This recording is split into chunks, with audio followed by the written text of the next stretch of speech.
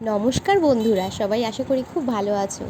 বলো তো কোথায় যাচ্ছি? দেখতে পাচ্ছ পুজোর প্যান্ডেলের কাজ হচ্ছে। এটা ছিল পানিহাটি কলেজ। আমরা গিয়েছিলাম দুদিন আগেই পানিহাটি কলেজের ঠিক উল্টো দিকে যে রসরাজ মিষ্টির দোকান, তার পাশ থেকেই যে গলিটা ঢুকে গেছে সেইখানেই কারোর বাড়িতে। কার বাড়িতে আমি বলছি, আমার মেয়ের সঙ্গেই পড়ে বাচ্চাটি, ওদেরই বাড়িতে সেদিন আমাদের একটা গেট টুগেদার মতো ছিল। মানে পুজো আসছে, আমাদের বাচ্চারাও অনেক দিন যাচ্ছে না ঘুরতে কোথাও, তো আমরা ভাবলাম চলো একদিন সবাই মিলে একটু মজা করি। তো আমি গিয়ে দেখলাম যথারীতি অনেকেই চলে এসেছে। তো এদিকে দেখো রান্নাঘরে এই যে যাকে দেখতে পাচ্ছ এদেরই বাড়ি। আর এইখানে দেখো পাকোড়া হচ্ছে, আর ওইদিকে গরম চা হচ্ছে। খাবারটা যদিও আমরা বাইরে থেকে অর্ডার করেছিলাম, তো এরপরেই আমাদের কারেন্টটা অফ হয়ে যায়।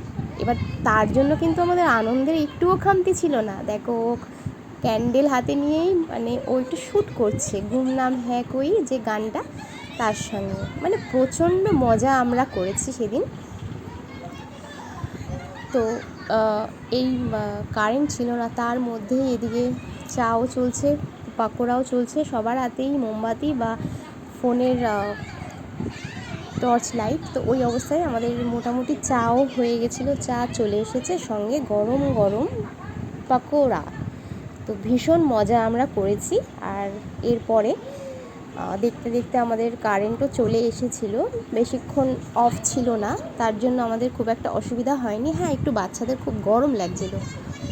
তো আমাদের যার বাড়িতে আমরা গিয়েছিলাম সেই দিদি কিন্তু শাড়ির বিজনেস করে। তো আমরা সেদিন গিয়েছিলাম, তো আমাদেরকে অনেক শাড়ির কালেকশান দেখিয়েছিল। আমরা সেখান থেকে সবাই একটা বা দুটো করে শাড়ি নিয়ে এসেছিলাম। অনেক সুন্দর সুন্দর কালেকশান ওর কাছে। এমনি তো হোয়াটসঅ্যাপে দেয়, তো তখন অত দেখা হয় না ভালো করে। সেদিন আমরা বাড়িতে গিয়ে সুন্দর করে বসে বসে দেখলাম শাড়িগুলো, খুব সুন্দর।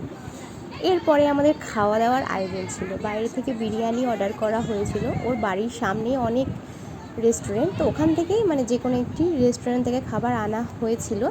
তো আমরা সবাই খেলাম, খেয়ে ভীষণ মজা করলাম। যদিও আমাদের যে গ্রুপের সবাই সেদিন আসতে পারেনি, কারোর সমস্যা ছিল। তো দেখো তারপর আমরা খুব মজা করে রিলস বানালাম, হা হা হি হি করে রিলস বানিয়ে তারপর আমাদের অনেকটা রাত হয়ে গিয়েছিল।